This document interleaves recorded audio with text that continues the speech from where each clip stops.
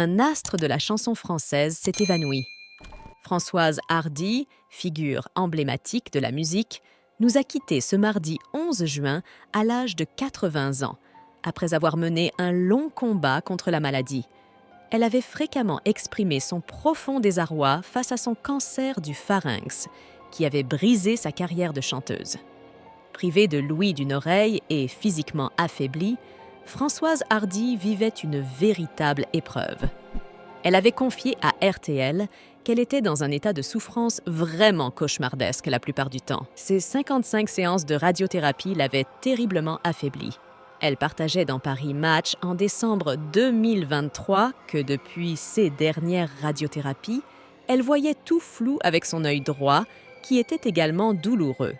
Sa narine du même côté était constamment obstruée, et sa bouche ainsi que l'arrière-gorge étaient encore plus desséchées, qualifiant cette situation de cauchemar.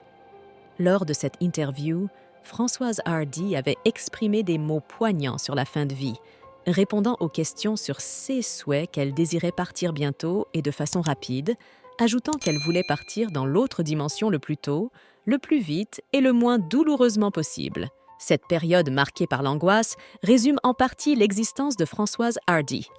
Sa musique, empreinte de mélancolie, nous a accompagnés pendant des décennies, reflet de ses doutes, de ses interrogations et de son angoisse latente autour de l'amour.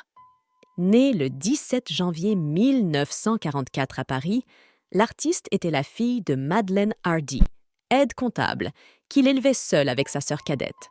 Son père, déjà marié, ne s'impliquait pas dans leur éducation, ajoutant une première blessure à son enfance.